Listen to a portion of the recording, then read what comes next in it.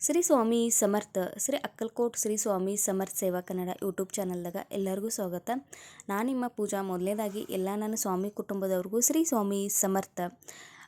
ಸ್ವಾಮಿ ಮಹಾರಾಜರ ಹೊಸವಾಗಿ ಅಥವಾ ಸ್ವಾಮಿ ಸಮರ್ಥವರ ಸೇವೆದಾಗ ಹೊಸವಾಗಿರುವಂಥ ಎಲ್ಲ ನನ್ನ ಸ್ವಾಮಿ ಭಕ್ತರ ಮನಸ್ಸಿನಾಗ ಒಂದು ಪ್ರಶ್ನೆ ಅಥವಾ ಒಂದು ಹೆದರಿಕೆ ಅನ್ನೋದು ಕಾಡ್ತಿರ್ತೈತಿ. ಇಲ್ಲಪ್ಪ, ಸ್ವಾಮಿ ಮಹಾರಾಜರ ನಿಯಮಗಳು ಸೇವೆಗಳನ್ನ ಮಾಡ್ಕೊತಂದ್ರೆ ಭಾಳ ನಿಯಮಗಳು ಕಠಿಣಿದಾವೆ. ಆ ನಿಯಮಗಳನ್ನ ಎಲ್ಲ ನಾವು ಪಾಲನೆ ಮಾಡಿದಂದ್ರೆ ಎಲ್ಲ ನಮ್ಮ ಮನ್ಯಾಗ ಪಾಲನೆ ಮಾಡೋಕ್ಕೆ ಆಗೋಲ್ಲ. ಹಾಗಾಗಿ ನಾವು ಸ್ವಾಮಿ ಸೇವೆಯೇ ಮಾಡೋಲ್ಲ ಅನ್ನೋ ಈ ಒಂದು ಸಣ್ಣ ಕಾರಣ ಇಟ್ಕೊಂಡು ಅನೇಕ ಸ್ವಾಮಿ ಭಕ್ತರ ಸ್ವಾಮಿ ಸೇವೆಯಿಂದ ದೂರ ಉಳಿತಿರ್ತಾರೆ. ಅಥವಾ ಮನಸ್ಸಿನಾಗ ಒಂದು ಎಲ್ಲೋ ನಾವು ಎಷ್ಟೇ ಭಕ್ತಿಯಿಂದ ಸೇವೆ ಮಾಡ್ರೂ ಈ ಒಂದು ಹೆದರಿಕೆ ನಮ್ಮ ಮನಸ್ಸಿನಾಗ ಕಾಡ್ತಿರ್ತೈತೆ. ಅದ್ರ ಜೊತೆಗೆ ನಾವು ಸ್ವಾಮಿ ಮಹಾರಾಜರ ನಿತ್ಯ ಸೇವೆಯನ್ನು ಯಾಕೆ ಮಾಡಬೇಕು, ನಿತ್ಯ ಸೇವೆಯ ಪ್ರಾಮುಖ್ಯತೆ ಏನು ಅನ್ನೋ ಒಂದು ಸಣ್ಣ ಮಾಹಿತಿ ಇವತ್ತು ನಾನು ನಿಮ್ಮ ಜೊತೆ ಶೇರ್ ಮಾಡ್ಕೋಕೋದನು.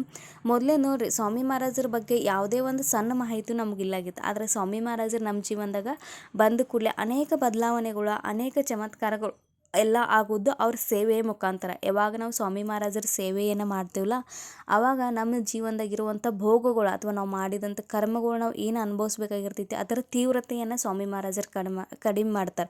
ಹಾಗಾಗಿ ಸ್ವಾಮಿ ಮಹಾರಾಜರು ನಮ್ಮ ಜೀವನದಾಗ ಬಂದ ತಕ್ಷಣ ಯಾವುದೇ ರೀತಿ ಕಷ್ಟಗಳು ಬರಲಂತ ಏನಿಲ್ಲ. ಕಷ್ಟಗಳು ಬರ್ತಾವೆ, ಸಮಸ್ಯೆಗಳು ಬರ್ತಾವೆ. ಆದ್ರೆ ಆ ಕಷ್ಟಗಳನ್ನು ಎದುರಿಸುವಂಥ ಸಾಮರ್ಥ್ಯ ಏನಿತ್ತಲ್ಲ ಸ್ವಾಮಿ ಮಹಾರಾಜರು ನಮಗೆ ನೀಡ್ತಾರೆ.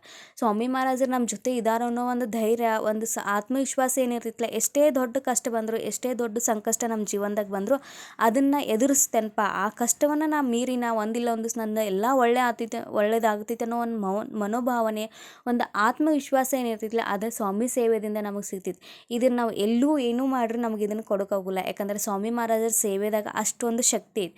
ಇದ್ರ ಜೊತೆಗೆ ನಾವು ಸ್ವಾಮಿ ಮಹಾರಾಜರ ನಿತ್ಯ ಸೇವೆಗೆ ಒಂದು ಹೆಚ್ಚಿನ ಮಹತ್ವ ಯಾಕೆ ಐತಂದ್ರೆ, ಗುರುಮೌಲಿಯವರ ಸಾಕ್ಷಾತ್ ತಮ್ಮ ಭಕ್ತರಿಗೆ ಅಥವಾ ಎಲ್ಲರೂ ಪ್ರತಿಯೊಂದು ಪ್ರವಚನದಾಗ ಹೇಳ್ತಿರ್ತಾರೆ, ಯಾವ ಭಕ್ತರ ಸ್ವಾಮಿ ಮಹಾರಾಜರ 11 ಮಾಳ ಜಪೆ ಮತ್ತು ಸ್ವಾಮಿ ಚರಿತ್ರೆ ಸಾರಾಮೃತ 3 ಅಧ್ಯಾಯನ ಓದ್ತಿರ್ತಾರಲ್ಲ, ಅವ್ರು ಬೇರೆ ಏನೂ ಮಾಡೋದು ಬೇಡ, ಬೇರೆ ಯಾವ ಯಜ್ಞ ಯಾಗಗಳನ್ನ ಮಾಡೋದು ಬೇಡ, ಬೇರೆ ಯಾವ ಪೂಜೆಗಳನ್ನ ಮಾಡೋದು ಬೇಡ, ತನ್ನ ಕರ್ತವ್ಯಗಳನ್ನ ಮಾಡಿ ಈ ಒಂದು ಸೇವೆಯನ್ನು ಮಾಡಿದ್ರೆ ಸ್ವಾಮಿ ಮಹಾರಾಜರು ಸಾಕ್ಷಾತ್ ಅವ್ರ ಜೀವನದಾಗ ಯಾವುದೇ ಒಂದು ಯಾವುದಕ್ಕೂ ಕೊರತೆ ಆಗ್ದಂಗೆ ಅವ್ರನ್ನ ಸಂರಕ್ಷಣೆ ಮಾಡ್ತಿರ್ತಾರೆ. ಇದು ಮಾತು ಕೂಡ ಅಷ್ಟೇ ಸತ್ಯ ಐತಿ. ಯಾಕಂದ್ರೆ ಎಷ್ಟೋ ವರ್ಷದಿಂದ ಸ್ವಾಮಿ ಮಹಾರಾಜರ ಸೇವೆಯನ್ನು ಮಾಡ್ತಾ ಇದ್ದಂಥ ಭಕ್ತರು ಯಾವುದೇ ಒಂದು ಇದು ವಿಶಿಷ್ಟ ಸೇವೆ ಆಗಲಿ ಯಾವುದನ್ನು ಮಾಡೋಲ್ಲ. ಅವ್ರು ಜಸ್ಟ್ ಸ್ವಾಮಿ ಮಹಾರಾಜರ ನಿತ್ಯ ಸೇವೆಯನ್ನು ಮಾಡ್ತಾ ಬಂದಿದ್ದರಿಂದ ಅವ್ರ ಜೀವನದಾಗಿರುವಂಥ ಎಷ್ಟೆಷ್ಟೋ ಕಷ್ಟಗಳು, ಆ ಸಮಸ್ಯೆಗೆ ಒಂದು ಪರಿಹಾರನೇ ಇಲ್ಲ ಅನ್ನೋ ಒಂದು ಪರಿಸ್ಥಿತಿದಾಗೂ ಕೂಡ ಈ ಒಂದು ಸೇವೆಯಿಂದ ಅವರಿಗೆ ಪರಿಹಾರ, ಆ ಸಮಸ್ಯೆದಿಂದ ಮುಕ್ತಿ ಅನ್ನೋದು ಸಿಕ್ಕೈತಿ. ಹಾಗಾಗಿ ಈ ಒಂದು ನಿತ್ಯ ಸೇವೆಗೆ ಹೆಚ್ಚಿನ ಮಹತ್ವ ಇದೆ.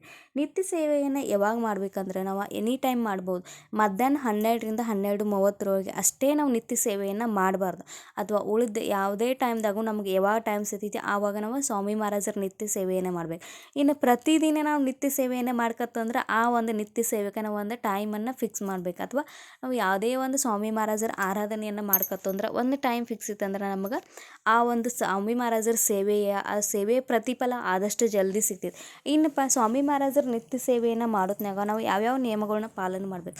ನೀವು ಮನಸ್ಸಾಗ ಯಾವುದೇ ರೀತಿ ಸಂಶಯ ಇಲ್ಲ, ಏನೂ ಇಲ್ಲ, ಯಾವುದೇ ರೀತಿ ಡೌಟ್ ಇಟ್ಕೊಳ್ತಾ ಸಂಪೂರ್ಣವಾಗಿ ಸ್ವಾಮಿ ಮಹಾರಾಜರ ಮ್ಯಾಗ ವಿಶ್ವಾಸ ಇಟ್ಟ ಯಾವುದೇ ಒಂದು ಸೇವೆ ಆಗಲಿ, ಸಂಕಲ್ಪಯುಕ್ತ ಸೇವೆ ಆಗಲಿ ಅಥವಾ ಸ್ವಾಮಿ ಚರಿತ್ರೆ ಸಾರಾಮೃತ ಆಗಲಿ, ನಾಮಸ್ಮರಣೆ ಆಗಲಿ, ತಾರಕ ಮಂತ್ರ ಆಗಲಿ, ಇದನ್ನು ಸಂಪೂರ್ಣ ವಿಶ್ವಾಸ ಇಟ್ಟ ಸಂಕಲ್ಪಯುಕ್ತ ನೀವು ಸೇವೆಯನ್ನು ಆರಂಭ ಮಾಡಿ.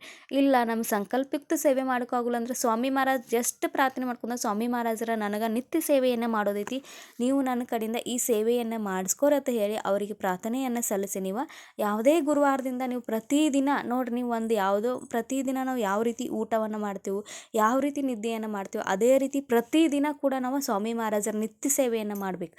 ಅದೇ ರೀತಿ ನಿತ್ಯ ಸೇವೆಯನ್ನು ಆರಂಭ ಮಾಡಿರಿ. ಈ ನಿತ್ಯ ಸೇವೆದಾಗ ಇಷ್ಟು ಮಹತ್ವ ಐತ್ಲ. ಯಾವಾಗ ಸ್ವಾಮಿ ಚರಿತ್ರೆ ಸಾರಾಮೃತದ 108 ಪಾರಾಯಣ ಆತಾವಲ್ಲ, ನಮ್ಮ ಜೀವನದಾಗಿರುವ ಎಷ್ಟೇ ದೊಡ್ಡ ಸಮಸ್ಯೆ ಆಗಿರಲಿ, ಎಷ್ಟೇ ಕಠಿಣ ಸಮಸ್ಯೆ ಆಗಲಿ, ಅದಕ್ಕೆ ಪರಿಹಾರ, ಆ ಸಮಸ್ಯೆಗೆ ಒಂದು ಪರಿಹಾರ ಅನ್ನೋದು ಸಿಕ್ಕೇ ಸಿಗ್ತೈತಿ. ಯಾಕಂದರೆ ಇದು ಸ್ವಾಮಿ ಮಹಾರಾಜರ ಅನೇಕ ಸ್ವಾಮಿ ಭಕ್ತರ ನೀಡಿದಂಥ ಅಥವಾ ಅನೇಕ ಸ್ವಾಮಿ ಭಕ್ತರ ಅನುಭವಿಸಿದಂಥ ಒಂದು ಪ್ರಚಿತಿ ಆಗೈತಿ. ಹಾಗಾಗಿ ಸ್ವಾಮಿ ಭಕ್ತರ ಸ್ವಾಮಿ ಚರಿತ್ರೆ ಸಾರಾಮೃತ ಏನು ಗ್ರಂಥ ಐತ್ಲ, ಇದು ಸ್ವಾಮಿ ಮಹಾರಾಜರ ಆತ್ಮ ಅಂತ ಹೇಳಿ ಇದನ್ನು ಗುರುತಿಸ್ತಾರೆ. ಹಾಗಾಗಿ ಸ್ವಾಮಿ ಮಹಾರಾಜರು ನಿತ್ಯ ನಾವು 3 ಅಧ್ಯಾಯನ ಪಠನೆ ಮಾಡುವುದರಿಂದ ವರ್ತಮಾನ ವರ್ತಮಾನ ಭವಿಷ್ಯ ಭೂತಕಾಲದಾಗ ಆಗುವಂಥ ಒಂದು ಕೆಲವೊಂದು ಘಟನೆಗಳು ನಮ್ಮ ಕಡೆಯಿಂದ ಆದಂಥ ತಪ್ಪುಗಳಿಗೆ ಎಲ್ಲ ಕೂಡ ಸ್ವಾಮಿ ಮಹಾರಾಜರ ಆ ಥರ ತೀವ್ರತೆಯನ್ನು ಕಡಿಮೆ ಮಾಡ್ತಾರೆ. ಅಥವಾ ನಮ್ಮ ಜೀವನದಾಗ ಏನೋ ಒಂದು ಮುಂದೆ ಸಂಕಷ್ಟ ಬರೋದೈತಿ, ಆ ಸಂಕಷ್ಟದ ತೀವ್ರತೆಯನ್ನು ನಮ್ಮ ಜೀವನದಾಗ ಸ್ವಾಮಿ ಮಹಾರಾಜರ ಕಡಿಮೆ ಮಾಡ್ತಾರೋ. ಹಾಗಾಗಿ ವಿಶ್ವಾಸಿಟ್ಟ ಸ್ವಾಮಿ ಸೇವೆಯನ್ನು ನೀವು ಪ್ರತಿದಿನ ಸ್ವಾಮಿ ಮಹಾರಾಜರ ನಿತ್ಯ ಸೇವೆಯನ್ನು ಮಾಡಿರಿ. ನಿತ್ಯ ಸೇವೆ ಅಂದ್ರೆ ಏನು? 11 ಮಾಳು ಜಪ. ನೀವು 11 ಮಾಳು ಜಪ ಮಾಡೋಕ್ಕೆ ನಿಮ್ಮ ಹತ್ತಿರ ಟೈಮ್ ಇಲ್ಲಿಂದ ಒಂದೇ ಮಾಳು ಮಾಡಿರಿ. ಆದರೆ ಯಾವ ರೀತಿ ಅಂದರೆ ಯಾವುದೇ ರೀತಿ ನಮ್ಮ ತಲೆಯಾಗ ಯಾವುದೂ ವಿಚಾರ ಇರಬಾರ್ದು. ನನ್ನ ಸ್ವಾಮಿ ನನ್ನ ಮುಂದೆ ಖುದ್ದು ನನ್ನ ಜಪದ ಲೆಕ್ಕವನ್ನು ತಗೋಕೋದ್ರೆ ನಾನು ಸ್ವಾಮಿ ಮಹಾರಾಜರ ಜಪವನ್ನು ಮಾಡ್ಕದಾನೆ. ಇನ್ನೊಂದು ಸ್ವಾಮಿ ಸಮರ್ಥ ಅವರ ನಾಮಸ್ಮರಣಕ್ಕೆ ಇಷ್ಟು ಮಹತ್ವ ಇಲ್ಲ. ಯಾವಾಗ 1,00,000 ಜಪ ನಮಗೆ ಪೂರ್ಣ ಆಗ್ತಾವಲ್ಲ ಆವಾಗ ಸ್ವಾಮಿ ಮಹಾರಾಜರು ಖಂಡಿತ ನಿಮಗೆ ಪ್ರಚಿತಿ ನೀಡ್ತಾರೆ. ಯಾಕಂದ್ರೆ ಅನೇಕ ಸ್ವಾಮಿ ಭಕ್ತರು ನನ್ನನ್ನು ಹಿಡ್ಕೊಂಡೇ ಹೇಳ್ತಾನೆ, ಯಾವಾಗೂ ನಾನು ಸೇವೆ ಅಥವಾ ನಾ ಸೇವೆ ಮಾಡ್ಕತ್ ಕೂಡಲೇ ನನಗೇನು 1 ತಿಂಗಳದಾಗ 1 ವಾರದಾಗ ಯಾವುದೇ ರೀತಿ ಅನುಭವ ಬಂದಿಲ್ಲ. ಯಾವಾಗ ನನ್ನ ಸೇವೆ ಪ್ರಮಾಣ ಜಾಸ್ತಿ ಆಯಿತು, ಯಾವಾಗ ಸ್ವಾಮಿ ಮಹಾರಾಜರ ಮ್ಯಾಗೆ ನನಗೆ ವಿಶ್ವಾಸ ಜಾಸ್ತಿ ಆಯಿತು, ಇಲ್ಲಪ್ಪ ಇದರಿಂದ ಒಂದು ಸಕಾರಾತ್ಮಕ ನನ್ನ ಜೀವನದಾಗ ಈ ಸೇವೆದಿಂದ ನಾವು ಒಳ್ಳೇದಾಗೋದೈತನೋ ಯಾವಾಗ ಒಂದು ವಿಶ್ವಾಸ ನಮ್ಗೆ ಮೂಡ್ತಿದ್ಲ ಆವಾಗ ಖಂಡಿತ ಸ್ವಾಮಿ ಮಹಾರಾಜ ನಮ್ಗೆ ನಮ್ಮ ಜೀವನದಾಗ ಜೀವನವನ್ನು ಬದಲಾಯಿಸ್ತಾರೋ. ನಮ್ಮ ಜೀವನದಾಗ ನಾವು ಊಹಿಸೋದು ಕೂಡ ಸ್ವಾಮಿ ಮಹಾರಾಜರು ನಮ್ಗೆ ನೀಡ್ತಾರೆ. ಹಾಗಾಗಿ ಸ್ವಾಮಿ ಮಹಾರಾಜರ ನಿತ್ಯ ಸೇವೆಯನ್ನು ಮಾಡಿರಿ. 11 ಮಾಳು ಜಪ ಮಾಡೋಕ್ಕಾಗಲಿಲ್ಲ ಅಂದ್ರೆ 1 ಮಾಳು ಜಪ ಮಾಡಿರಿ. ಸ್ವಾಮಿ ಚರಿತ್ರೆ ಸಾರಾಮೃತದ 3 ಅಧ್ಯಾಯನ ಡೈಲಿ ಪಠನೆ ಮಾಡಿರಿ. ಇಷ್ಟೇ ಸೇವೆ ಮಾಡಿರಿ, ನೀವು ಏನೂ ಮಾಡೋದು ಬೇಡ. ಇಷ್ಟೇ ಸೇವೆಯನ್ನು ಕಂಟಿನ್ಯೂ 6 ತಿಂಗಳು ಮಾಡಿ ನೋಡಿರಿ. ನೀವೇ ನಂಗೆ ಕಮೆಂಟ್ ಮುಖಾಂತರ ಹಾಕ್ತೀರಿ ನಿಮ್ಮ ಜೀವನದಾಗ ಆದಂಥ ಬದಲಾವಣೆ. ಆದರೆ ಸೇವೆ ಮಾಡೋತ್ನಾಗ ಯಾವುದೇ ರೀತಿ ಮನಸ್ಸಾಗ ಸಂಶಯ ಬೇಡ, ಏನು ಬೇಡ. ಸ್ವಾಮಿ ಮಹಾರಾಜರ ಮ್ಯಾಗ ಪೂರ್ಣ ವಿಶ್ವಾಸ ಇಟ್ಟು ಸೇವೆಯನ್ನು ಮಾಡ್ಕತ್ತು ಅಂದ್ರೆ ಸ್ಟಾರ್ಟಿಂಗ್ ಸೇವೆ ಮಾಡ್ಕತ್ತು ಅಂದ್ರೆ ನಮ್ಗೆ ಕಷ್ಟಗಳು ಸಮಸ್ಯೆಗಳು ಹೆದರಾತಾವೆ.